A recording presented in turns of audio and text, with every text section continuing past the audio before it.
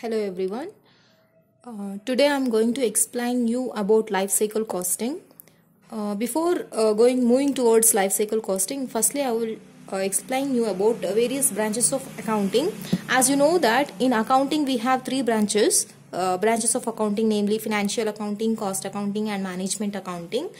And these branches of accounting we do for the purpose of serving various aims. Like financial accounting we do for the purpose of knowing the financial position of a company, whereas cost and management accounting we prepare for the purpose of knowing the cost information and serving the management to take their managerial decision.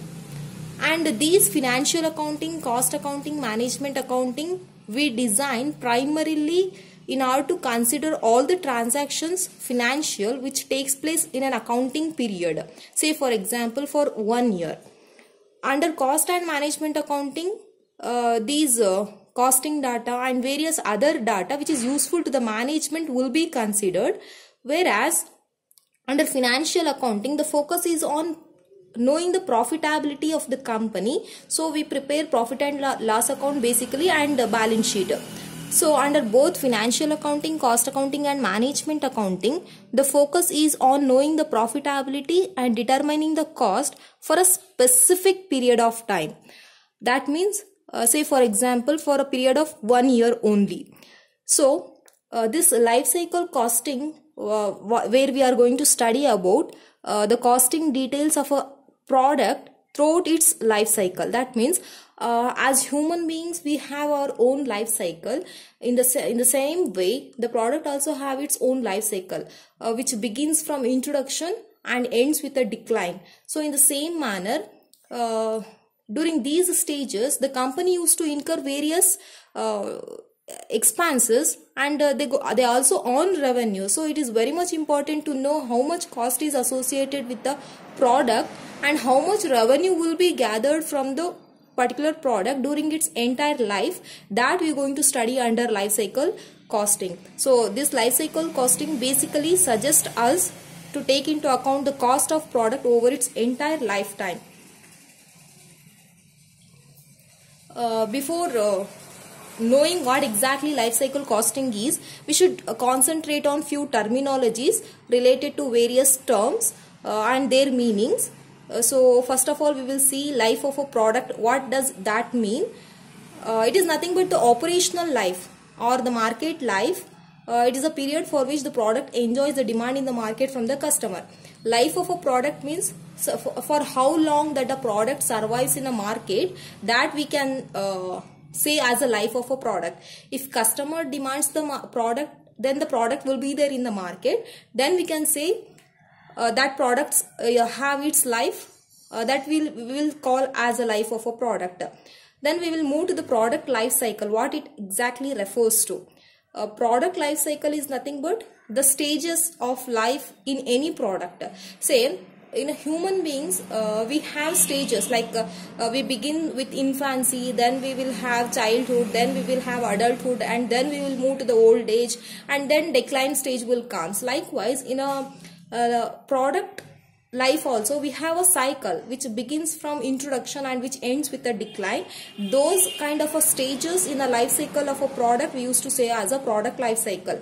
So here you can see product life cycle refers to the common stages in the life of any product, means whatever the product it is. So every product has its stages which begins from one introduction and ends with a decline. So it describes the different phases through which a product passes.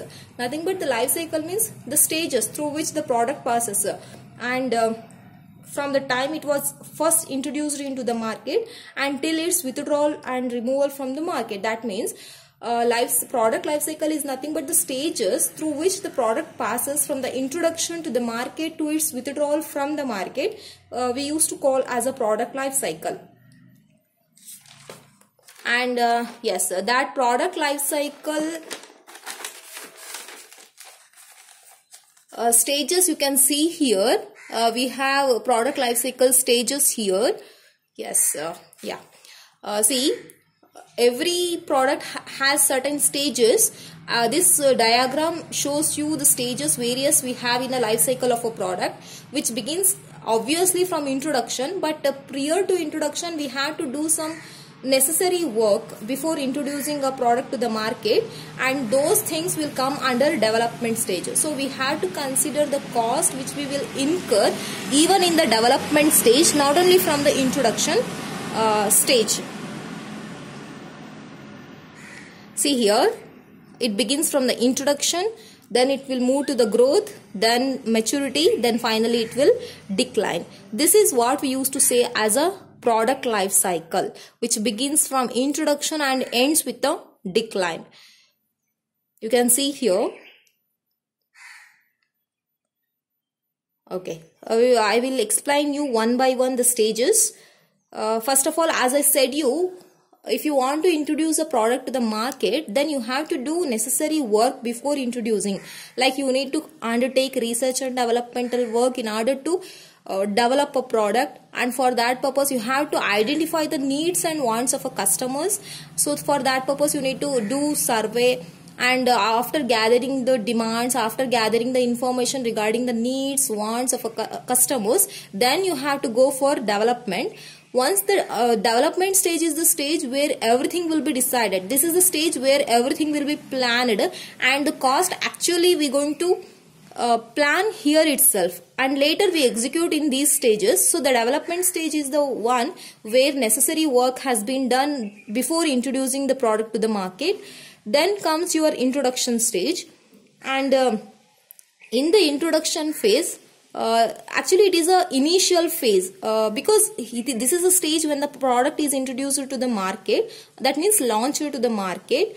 And here in the introduction stage, we can see the company has to incur more cost, because they have to make they have to promote their product to the customers. They have to they have to create awareness among the customers regarding the availability of the product in the market.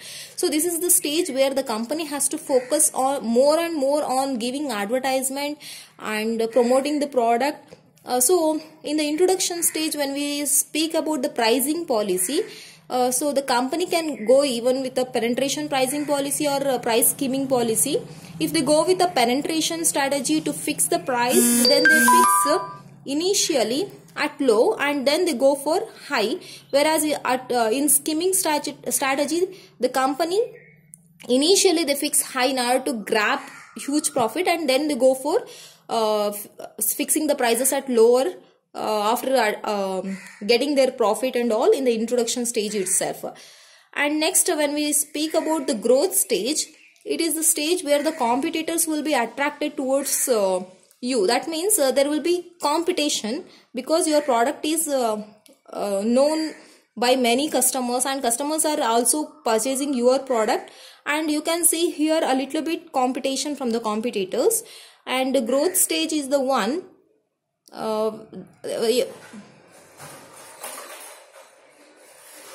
in this stage what happens, the competitors will compete with you, so you have to put your efforts in succeeding and getting succeeding over your competitors, and you need to concentrate on increasing your sales. And maturity phase is the phase the rate of growth where we can see slowing down. So here obviously from growth stage to maturity stage there is an increase, but once your product reaches the maturity stage, then the product moves towards decline. And this is the stage and the reason why after maturity stage the product goes for decline is that maybe due to the technology upgradation, due to the changes in the customers' demand, preferences, taste and availability of substitutes and alternatives, all those may be the reason why the product from maturity it goes for decline. And once the product moves to the decline stage, that is the end. That means that is the stage where the product will be withdrawn from the market. So these are the stages which we will see in the life cycle of a product. It begins obviously from the introduction, but before introducing the product to the market, development we have to do, that product development, and the necessary prior work we have to do regarding product introduction to the market. So in all these stages, whatever the cost will be incurred, whatever the revenue will be realized, that will be accounted by using life cycle costing. So that is what we used to say as a life cycle costing. So the next terminology is that life cycle cost. So we earlier we got to know that what exactly is the product life cycle. Now we need to see life cycle cost. Nothing but whatever the cost incurred during the lifetime of an item. As you know that lifetime is nothing but the time when the product has been introduced to the market till the time when the product will be withdrawn from the market, we used to call as a life cycle. Now, whatever the cost has been incurred during the lifetime of a product, we used to call as a life cycle cost. Here you can see the sum of all the cost incurred during the lifetime of an item, we used to say as a life cycle cost. Then we will move to the next terminology, which is life cycle costing. Life cycle costing is nothing but in simple terms we already knew that costing means determining the cost or ascertaining the cost. In the same manner, life cycle costing is nothing but it is a process of ascertaining the cost which is associated with the product over its entire life cycle. So from the beginning, from the birth to the death of a product, whatever the cost has been incurred and how much the cost has been incurred, that determination, ascertainment, this process we used to say as a life cycle costing. So these are the few terminologies which you should be aware of in life cycle costing. See, so I said you various cost will comes under these stages, and those the cost which will incur in these stages have been classified into upstream cost, manufacturing cost, downstream cost. So upstream cost is nothing but the expenses which has been incurred prior to the commencement of production for commercial purpose. That means, say for example, if the company has planned to produce a particular chocolate, say for example, okay now, so at that point of time, if they had planned to produce chocolate means, then they have to do market research, because what are all the varieties of chocolates available, is there is a demand for chocolates, so who are their target customers, to whom they sell, what is the pricing prevailing in the market, and what are all the promotional tactics the other competitors are using, who are the competitors for there, so where the raw materials will be available, where the material will be available for them, like all these kind of a market research, all these kind of a research they have to do, and then they have to go for product designing. Then once the product designing research, everything has been done, they go for production.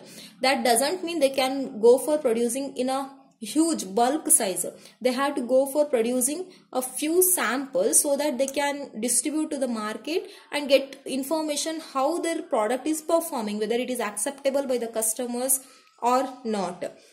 So upstream cost is nothing but whatever the cost that the company has incurred prior actual production of product for the commercial purpose, even though the production will be there in a way of sample, but not for actually for commercial purpose.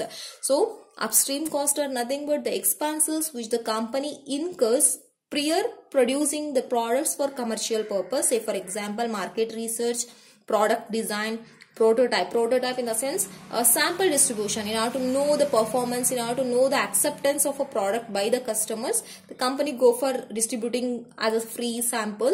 Then other development, once the samples got good response from the customers, then they can go for developing more units. So these are all the cost which we will see in the stage which is called as a upstream cost.